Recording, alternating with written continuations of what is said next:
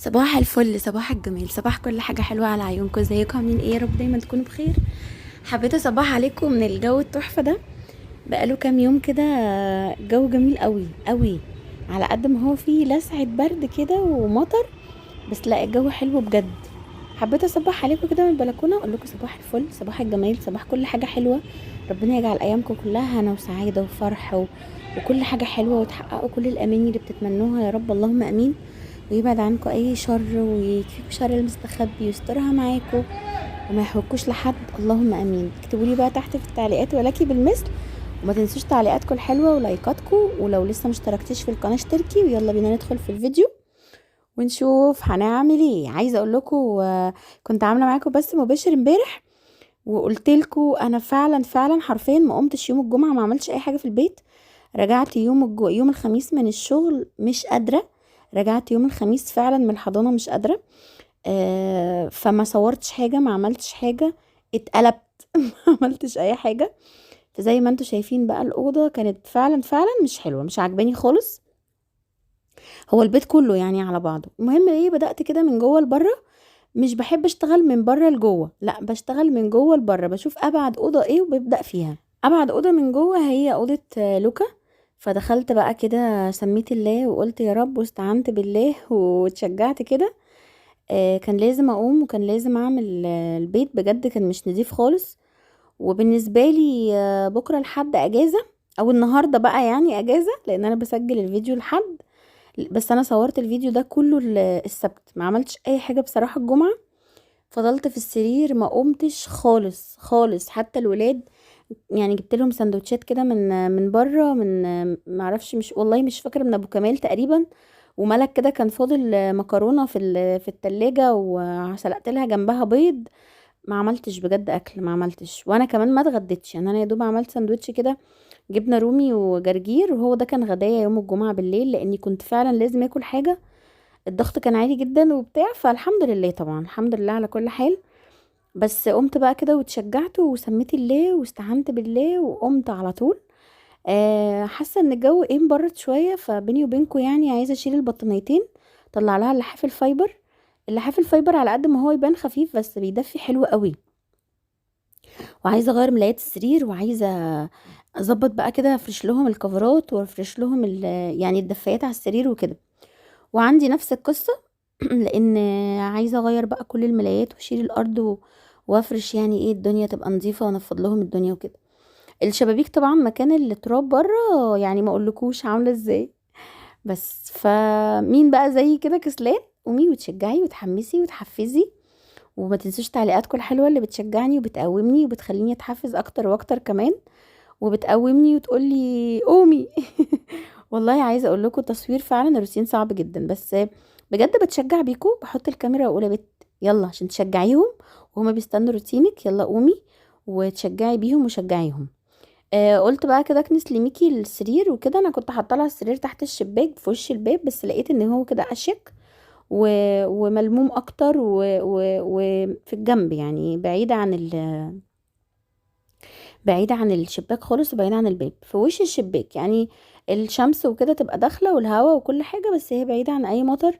لأن أنا بخاف من الشباك ده بصراحة، لأن هو على الشارع، فبخاف يا روحي تنزل مية من الشباك ولا أي حاجة، الله أعلم يعني ممكن يحصل ايه. المهم هكنس بقى كده الأرض كويس قوي بصراحة، يعني مش عايزة كوب مية وبتاع.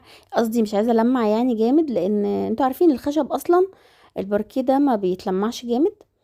وفي نفس الوقت يعني ما بتكبش عليه ميه وكده. وفي نفس الوقت الدنيا اصلا ساقعه، يعني انا بصور كده وانا اساسا سقعانه، بس طبعا الشغل في الاول كده كنت سقعانه وبعد كده اتدفيت. هكنس بقى كده الارض كويس قوي، وهلف لها التسريحه وهلف لها الاوضه. بس هي كانت تعبانه يا روحي بقى لها كام يوم. قلت لها لا بصي اقعدي انتي وانا هظبطه لك عشان الامتحانات بقى. قلت ادفي لهم الاوض واغير لهم كده نظام الاوض، او يعني اجدد لهم الاوضه.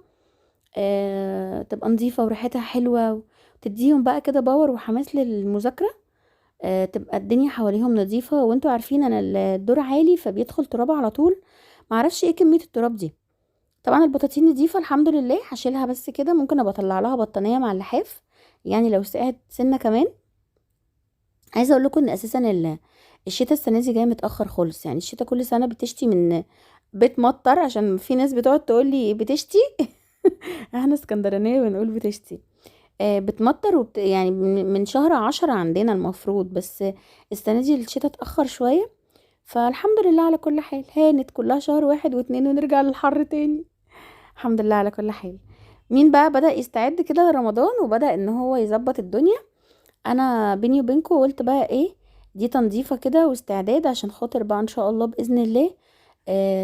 يعني ايه، نبدأ نشوف تفريزاتنا ونبدأ نشوف الدنيا ايه. الفيديو الجاي برضو هيعجبكم قوي ان شاء الله. اتحفزي كده وتحمسي وقومي خلصي اللي وراكي، ما تكسليش وما تقوليش انا مش قادره، ما تقوليش انا تعبانه. صدقيني والله العظيم ما حد هينفعك ولا حد هيقولك قومي. ما تضيعيش وقتك قدام التلفزيون، شغلي فيديوهات، شغلي اي حاجه اتفرجي عليها، بس تقومي، ما تبقيش قاعده. ما هو ايه الهدف من الروتين؟ يعني انا ايه الهدف من ان انا اصور واحط كاميرا؟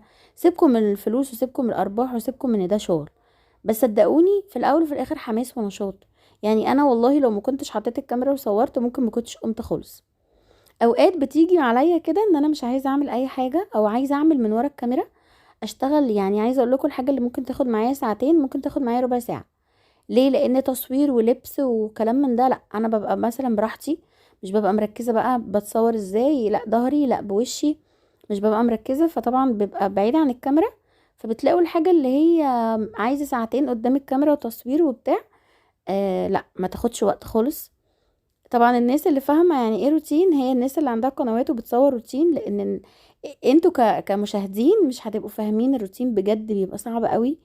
مونتاجه صعب قوي، تسجيله صعب قوي، كل حاجه عليه، وتصويره بجد مرهق جدا، خصوصا بقى في الصيف والحر وبنبقى لابسين ولازم نبقى لابسين وبتاع. الحمد لله. المهم هبدأ بقى امسح لها الدنيا كده. الفوط دي تقريبا اللي هي ايكواي، عايزه اقول لكم هي كانت جايلي هديه تقريبا، هي اسمها كده، لان في كذا نوع منها على فكره، نزل كذا نوع. عايزه اقول لكم بجد بجد رهيبه رهيبه. وغسلتها بالصابونه بتاعتها.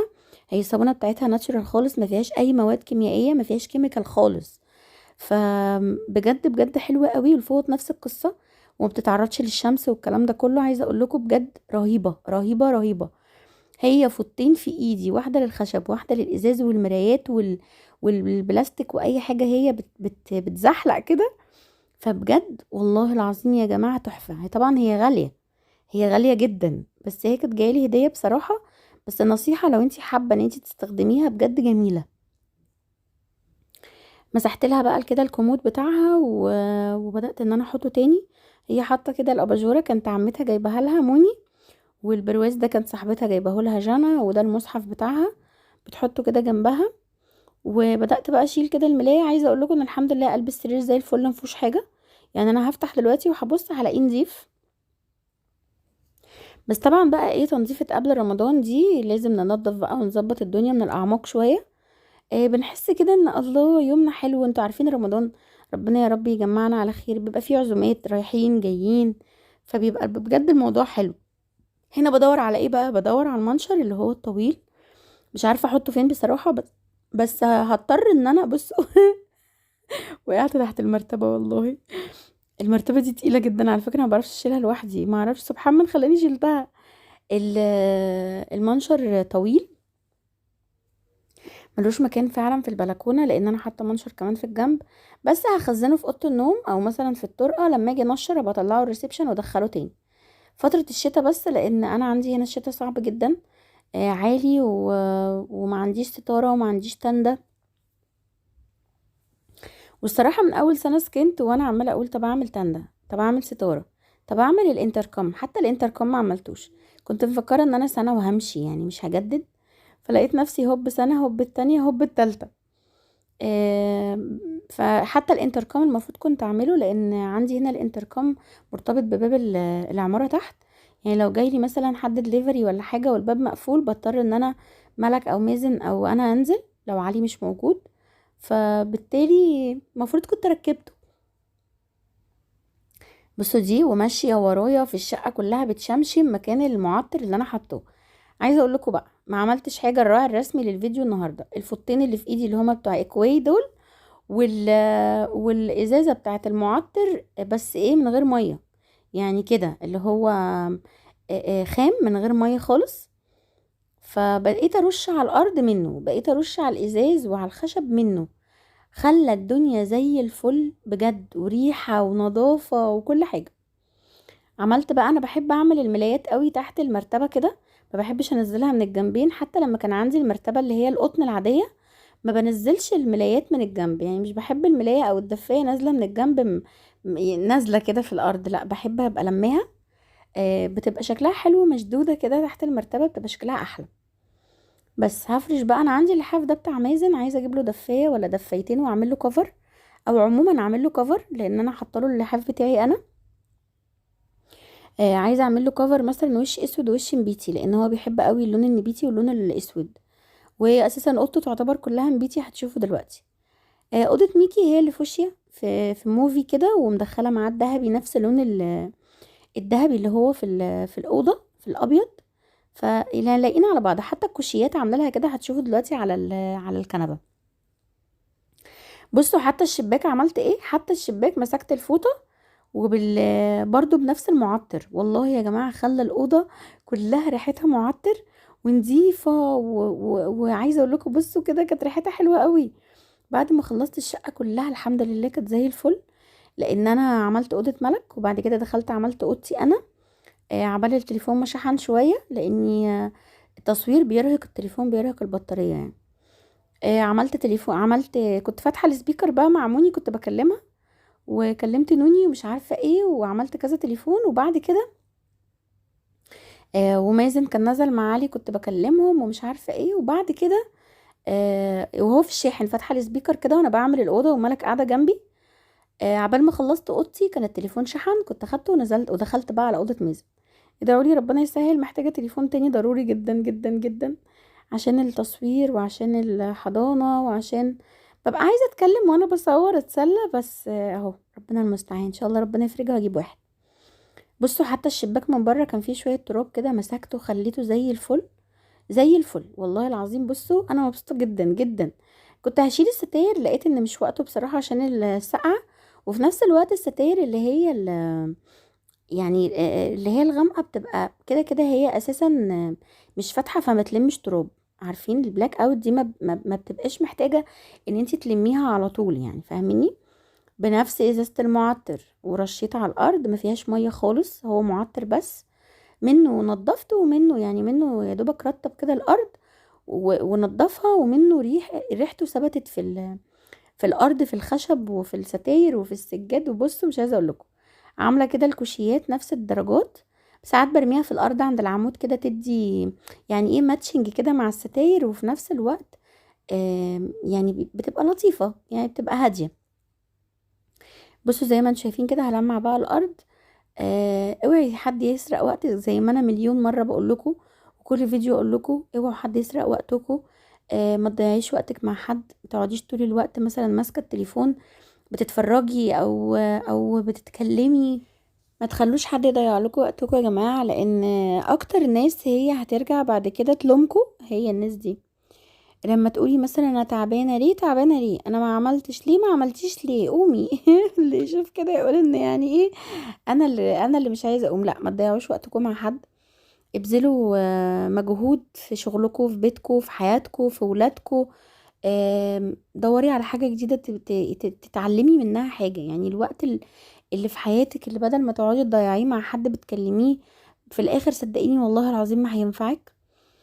آم، بدل ما تضيعي الوقت في حاجة مش مفيدة، لا اتفرجي على حاجة تعلميها. حتى قدام اليوتيوب وانتي قاعدة، لو انتي بتتفرجي على اليوتيوب او على الفيسبوك او على الانستجرام، حاولي تجيبي فيديوهات او حاجة تعليمية، تعلمي منها حاجة في بيتك، حاجة تنفعك، حاجة ازاي تتعلمي مع اولادك، ازاي تتعاملي مع اولادك، ازاي توفري في بيتك، ازاي حاجات كتيرة قوي قوي قوي بجد، بدل ما احنا قاعدين بنضيع وقت. بصوا اوضه ملوكه بعد ما خلصت ريحه ونظافه مش عايزه اقول لكم. المرايه احتمال انقلها لها يعني فوق التسريحه عشان تبقى برضو في الوش كده، وهي بتلبس ولا حاجه تبقى يعني قريبه منها. ممكن انقل المكتب هو اللي هنا بالكرسي بتاعه، وانقل التسريحه بره عند الدولاب، تبقى هي اللي جنب الدولاب عشان خاطر وقت اللبس والكلام ده كله، تبقى هي اللي جنب الدولاب بره. فمش عارفة لسه، يعني احتمال انقل المكتب هو اللي جنب السرير وانقل التسريحة بره. بس هو النظام حلو، يعني هو النظام كده حلو، ممكن انقل لها بس المراية.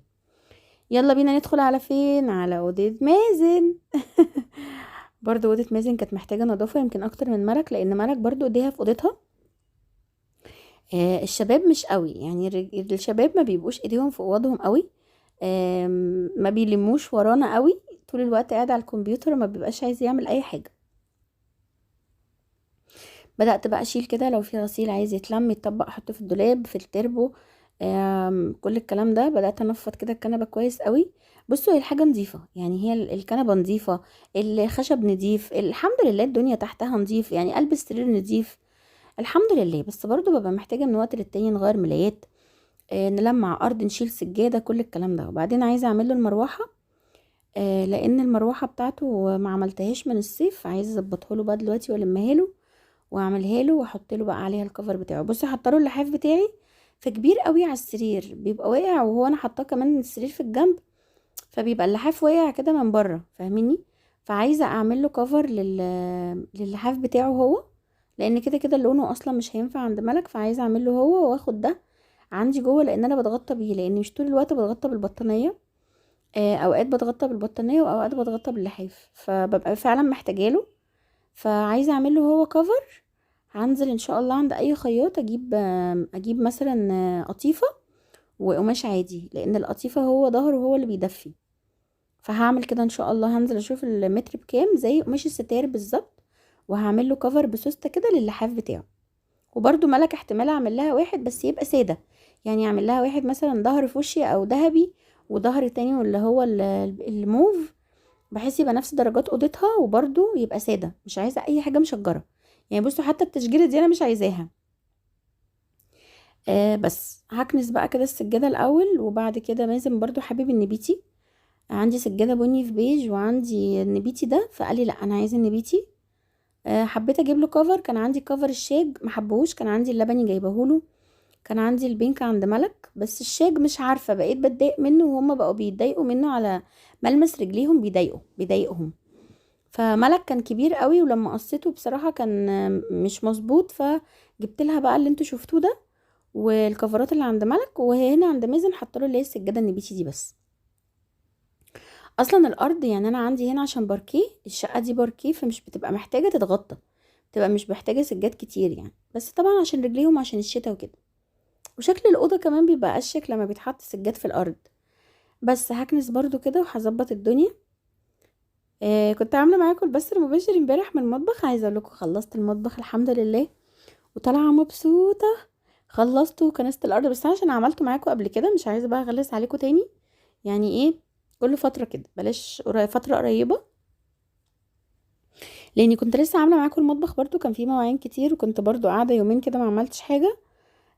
بصوا، ما هو انا بقى فيا طبع غريب قوي، ممكن اقعد اسبوع في البيت، ولما انزل بقى ايه 3 4 مرات في يوم واحد. نفس القصه في البيت، ممكن اقعد يومين مش قادره اعمل اي حاجه، بس مجرد بقى ما اشتغل يا ربي خدوا مني البيت كله. بصوا هنا لقيت ان لا مناديل ولا وايبس ولا اي حاجه هتنفع، جيت افكها عشان اغسلها في الحمام، احطها في البانيو كده، لقيتها مش تتفك معايا. فما لقيتش غير حل واحد الصراحه، البلاور. البلاور ده شفط وطرد، لما لو جيتي تجيبيه خلي بالك، ركزي ان انت تجيبيه شفط وطرد، لان في منه طرد بس. مسكته بقى كده، عايزه اقول لكم بجد ما شاء الله عملي جدا، انا عليت كده السرعه بتاعته، ومسكت المكنسه من ورا اللي بتاع دي اللي مروحه من ورا. بصوا لو تاخدوا بالكم شفط كله كله كله، خلى الدنيا زي الفل، وحتى الريش بتاعتها ظبطتها. كنت جايبه له كفر، انا جايبه كفر للي بره، انتوا شفتوه معايا في الفيديو اللي فات، لونه جنزيري كده، لون الركنه. جيت هنا كنت جايبه الميزن اللي هو اللون النبيتي برضو، ما كانش عند ملك بصراحه مروحه في اوضتها، بس ان شاء الله يعني هجيب لها واحده على الصيف، لان الشقه هنا بتبقى حر قوي، فهي محتاجه واحده ان شاء الله، بجيب لها واحده زي دي، او زي اللي في الحضانه، لان دي عاليه قوي، اللي هي توشيبا الشبح دي عاليه قوي، كانت ب700، دلوقتي معرفش بقى هتلاقيها عدت ال1000 جنيه اكيد. فاحتمال ان شاء الله ربنا كريمه بجيب لها واحده زي اللي في الحضانه حلوه، بتهوي وفي نفس الوقت ايه مش جامده قوي عشان برضو ما يتعبوش مني يعني. طبعا مش شقتي ولا في بالي ان انا اركب تكييفات لانه مش بيتي. ربنا يرزقني ان شاء الله ببيتي اللي اعمل فيه كل اللي انا نفسي فيه. هنا بقى عملت ايه، مسكت خلصت فوق والريش ومسحتها. بصوا بصوا بصوا بيشفط ازاي، بصوا مش عشان السرعة والله بس هو فعلا كده، سرعته عالية ما شاء الله، فبيشفط جامد جدا. هو سرعة لحد 9 تقريبا او 8 حاجة كده، فليه سرعات في الشفط يعني، فبجد حلو جدا ما شاء الله. كنت جايباه ب600 وحاجة تقريبا من على موقع نون. دورت عليه هنا ولقيته غالي فجبته من موقع نون، والبراند بتاعه كمان حلو قوي. بس المهم بقى كده بدأت ان انا اركب المروحة. بعد ما بصوا بتلمع ازاي، مسحتها وظبطتها ولا نقطة مية، شفطتها وخليتها زي الفل، وبعدين مسحتها بالفوطة كويس جدا وظبطتها كده زي ما انتوا شايفين، بجد بقت زي الفل. هحط بقى عليها الكفر ده كنت جايباه من شارع من اول شارع سينما ليلى كده، كنت بودي ملك الدرس ب20 جنيه بس والله. فلقيته حلو قوي يعني، هي قطعة قماش ممكن تركبي لها استك مش صعبة يعني، بس انا ما كانش عندي نفس اللون بصراحة. فلما لقيته جبته يعني، لما لقيت القماشة دي جبتها على طول. بس هفرش بقى السرير عند مازن وخليت الدنيا زي الفل الحمد لله. أه ببقى مبسوطة قوي لما بعمل البيت، وببقى مبسوطة قوي والله لما بصور معاكم بجد يعني. حتى امبارح في البث المباشر قلت اعمل المواعين معاكم، بس خفت بقى المية وصوت المية والمواعين وبتاع، ما حبيتش خصوصا المواعين كتير قوي. بس الحمد لله يعني نقعت المعالق كده في مية بخل بصابون سايل، مية سخنة زي ما كنت معاكم في البث المباشر. شفتوني لايف اظن لايف. مسكت بقى كده الكوبايات كلها خلاص، وبعد كده الاطباق، وبعد كده عبال ما بغسل الكوبايات بكون بوشت الاطباق في الحوض، خلصت الاطباق ببوش الحلل، وهكذا بتبقى اخر حاجة خالص المعالق. خلصت الحمد لله المواعين، ومسكت البوتاجاز ظبطته، ومسكت الارض كنستها وشلت السجادة وكنست تحتها ولمعت الارض وخليت الدنيا زي الفل الحمد لله. بجد نايمة مبسوطة ومرتاحة ان البيت كويس ونظيف. والريسبشن كنت عاملاه معاكم مفيش من يعني من قريب، وكنت عاملاه بعدها، بس ما فيهوش تراب وما فيهوش حاجه لاني بنفض اول باول وبمسح كده، بمشي بالريشه كده على الخشب والدنيا زي الفل الحمد لله. السفره مكان ما بناكل مكان اي فطار غدا عشاء، بمسح مكانها كده بالاسبونشه وبمسح بالفوطه او باي معقم عندي ديتول ولا اي حاجه، فبتبقى الدنيا اصلا زي الفل. بس فبتبقى مش محتاجة يعني. والولاد والله حرام هم مش مخلين ولادهم وحشة يعني زي ما انتوا شايفين، بس هي كانت محتاجة تتغير، محتاجة ان هي تتظبط، الارض محتاجة تتكنس كده يعني. وهمشي بقى بالمكنسة على الريسبشن اللي الناحية التانية. استنوا بقى فيديو بكرة هيعجبكم قوي، في حاجات كتير كده وبرده تفاصيل كتير ان شاء الله. هنمسك البيت حتة حتة ونظبط الدنيا ونستعد بقى للامتحانات، وهنستعد لرمضان ان شاء الله. لاني عايزه انزل اجيب خضار بصراحه، مفيش خضار عندي، الفريزر تقريبا خلاص، فمحتاجه اجيب خضار ومحتاجه اجيب حاجات كتير قوي للتفريزات. في حاجات هتمشي مش هنلحقها وفي حاجات هتغلى. عايزه اجيب طماطم وعايزه اجيب حاجات كتير ان شاء الله ربنا يقدرني وانزل اجيبها باذن الله، عشان خاطر يعني ايه نبقى مستعدين. الارض زي ما انتوا شايفين بقى، بصوا كميه التراب اللي طلعتها، برغم ان انا كنسه بس برضو بيبقى فيه تراب. طلعت بقى كده كنست البلكونه عنده كمان، لان البلكونه كانت برضو محتاجه ان هي تتكنس. وخلصتها وظبطتها وخليت الدنيا زي الفل الحمد لله. بس ده فيديو النهارده، اتمنى منك لايك واتمنى منك الاشتراك لو انتي اول مره تشوفي قناتي. بجد الواحد يعني جربت الفتره اللي فاتت دي ان انا طب ماشي اخدت اخرة الكسل ايه، غير ان انتي هتلاقي الدنيا كومت عليكي والدنيا بقت حواليكي. وبعدين طول ما يعني مثلا ايه ما عملتيش مواعين، هتلاقي المواعين هوب الاوض هوب مش، فكل مادة هتلاقي نفسك بتكتئبي زيادة، لان وراكي شغل كتير وانتي مش عارفة تبدأي منين. لا اعملي زي كده، قومي وامسكي اوضة اوضة. ما تبقيش كسلانة، ما تبقيش تعبانة. صدقوني محدش بيحب حد ضعيف، اوعي تبقي ضعيفة. محدش بيحب حد ضعيف، محدش بيشوفك ضعيفة وهتلاقيه جنبك، والله العظيم مهما كان اقرب لحد ليكي. الدنيا اللي احنا فيها دلوقتي دي بقى كل واحد بجد مخنوق وفي اللي مكفيه ومتضايق. ما تبقيش شكاية، ما تبقيش على طول مخنوقة، على طول تعبانة، على طول متضايقة.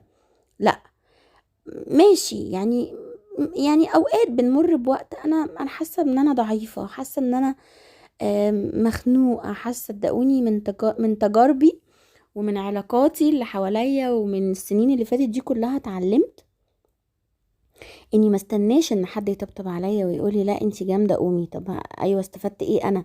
بالعكس، ما تبقيش شكايه، انا تعبانه، انا مخنوقه، انا متضايقه، انا فيا، انا بيا، انا عليا، انا ما معيش، انا ايه. لا، ابقي جامده، ابقي قويه، قومي. ومهما كان جواكي، مهما كان جواكي من وجع او زعل او حاجات مضايقاكي او حاجات تعباكي او ضغط او ايا كان، بصوا بقى منظر الاوضه بقت زي الفل. قومي واقوي بنفسك بربنا، والله العظيم مالينا غير ربنا، ملكيش غير ربنا وبس.